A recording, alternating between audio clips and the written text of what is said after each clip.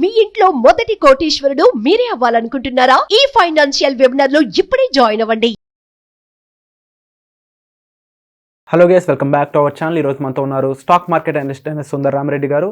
ముఖ్యంగా జూన్ 4వ తేదీన ఏ మ్యూచువల్ ఫండ్ భారీగా పడింది, ఎందుకు పడింది, ఈ రెండు కారణాలు తెలుసుకుందాం.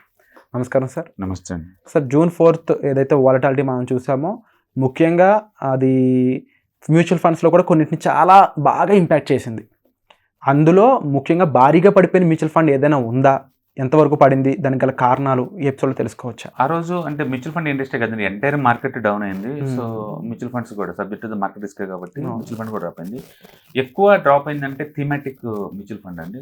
అంటే పర్టికులర్గా హెచ్డిఎఫ్సి డిఫెన్స్ ఫండ్ ఏదైతే లాస్ట్ 1 yearలో 91% ఇచ్చింది, 1 yearలో డ్రాప్ అవటం కూడా ఆ రోజు డైరెక్ట్గా 14% డ్రాప్ అయింది, 14.3% డౌన్ అయింది. ఎవరైనా మ్యూచువల్ ఫండ్లో సేఫ్టీ సెక్యూరిటీ అలా అనుకున్న వాళ్ళు సింగిల్ డే మార్కెట్ డ్రాప్ 14% అంటే మీరు ఊహించుకోవచ్చు. నిఫ్టీ ఆ రోజు డ్రాప్ అయింది కేవలం 5% అండి. బట్ ఎందుకు ఇట్లా 14.5% డ్రాప్ అయింది అంటే, ఇది డిఫెన్స్ ఫండ్.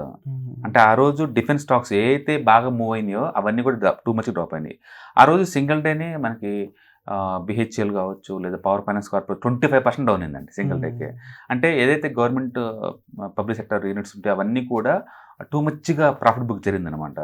ఇది సింగిల్ థీమాటిక్ ఫండ్ కాబట్టి న్యాచురల్గా డిఫెన్స్ స్టాక్స్ ఎక్కువ రన్ అయినాయి కాబట్టి ఎక్కువ ప్రాఫిట్ బుక్ జరిగింది. అందుకని ఎవరైనా థీమాటిక్ చేస్తుంటే ఒక పాజిటివ్ రిటర్న్స్ మాత్రం చూడమాకండి. మార్కెట్ పట్టణం స్టార్ట్ అయితే కనుక ఆ థీమ్ కనుక డ్రాప్ అయినా లేదా అవుట్డేట్ అయిపోయినా సరే అంతే ఈజీగా డౌన్ అవుతుంది. అఫ్కోర్స్ ఇప్పుడు రికవర్ అయింది, అది తర్వాత వేరే సంగతి. బట్ థీమాటిక్ ఎప్పుడు కూడా షార్ట్ టర్మ్ పాయింట్ ఆఫ్ లో వాలటిలిటీ చాలా ఎక్కువ ఉంటుంది. అదే నీకు మార్కెట్ క్యాపిటలైజేషన్ వైపు చూసారనుకోండి అంత ఉండదు. ఇప్పుడు సపోజ్ ఇప్పుడు లార్జ్ క్యాప్ చూసాం అనుకోండి, నీకు 5% 6% డ్రాప్ అయింది అంతే.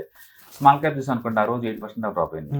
మిగతా ఎన్ని చూసుకుంటే ఇలా 6, 7, 8 ఇట్లా తప్ప ఇట్లా 10% దాటితే ఏ డ్రాప్ అవ్వలేదు.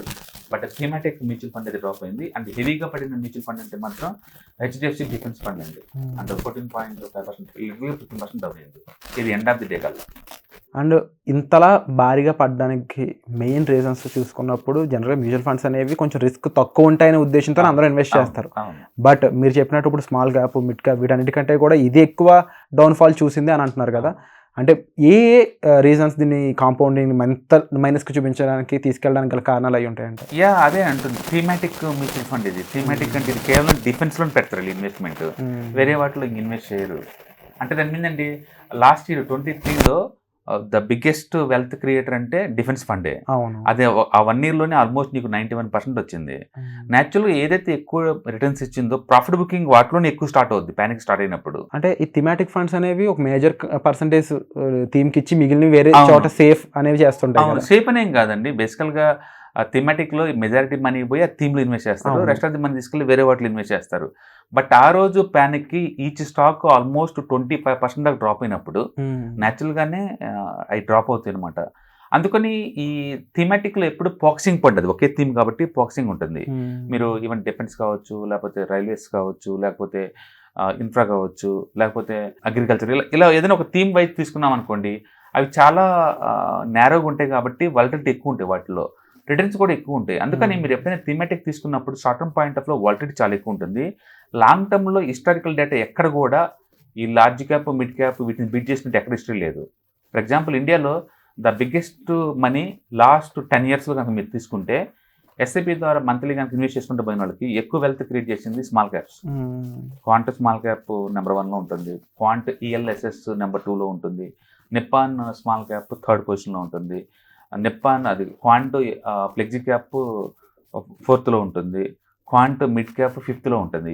ఈ 5 లాస్ట్ 10 yearsలో అంటే బిగ్గెస్ట్ వెల్త్ క్రియేటర్ ఎస్ఐపిలో పెట్టిన వాళ్ళందరికీ. ఎక్కడ థీమాటిక్లో ఒకటి కూడా. దాని మీనింగ్ ఏంటంటే థీమాటిక్ అనేది టెంపరీగా అది 1 or 2 years అనమాట థీమ్. ఇప్పుడు లేటెస్ట్గా మ్యానుఫ్యాక్చరింగ్ థీమ్ చాలా హాట్, అందరు వరుస పెట్టి ఎన్ఎఫ్ఓలు వస్తున్నాయి మ్యానుఫ్యాక్చరింగ్కి. బట్ అగైన్ ఈ టైంలో ఆల్రెడీ మార్కెట్ పీక్ లెవెల్లో ఉంది, అంత డిస్కౌంట్ రేట్లు ఏం రావట్లేదు వీళ్ళు. యూజువల్గా మ్యూచువల్ ఫండ్ ఏంటంటే పబ్లిక్ ఎందులో పెడితే ఇంట్రెస్ట్ కనిపించిందో ఆ థీమ్ని డిజైన్ చేస్తారు. ఎందుకంటే వీళ్ళు ఏంటంటే మనీ త్వరగా గ్యాదర్ చేసుకుని ఫండ్ సైజ్ పెరగాలన్నమాట వాళ్ళ ఉద్దేశం. అందుకని వీళ్ళు ఎప్పుడు పబ్లిక్కి ఏది హాట్గా ఉందో ఆ థీమ్ లాంచ్ చేస్తారు. అంతే తప్ప అవుట్డేట్ అయిన థీమ్ చీపర్కి వస్తుంది వాటిని లాంచ్ చేస్తారు అని అనలేదు. ఎందుకంటే అవుట్డేటెడ్ థీమ్ ఎవరు కొనరు, కొన్నప్పుడే థీమ్ ఫ్లాప్ అయిపోద్ది అనమాట వీళ్ళకి. అందుకని మ్యూచువల్ ఫండ్ లాంచ్ చేసే టయానికి ఆ థీమ్ ఆల్రెడీ పీక్ వచ్చి ఉంటుంది. ఓకే, అందుకని అక్కడి నుంచి పర్ఫార్మ్ చేసాను తక్కువ. High point achieving down fall పెరగాలి తప్ప అవును, పెద్దగా వెంటనే పికప్ అవ్వనమాట ఇవి.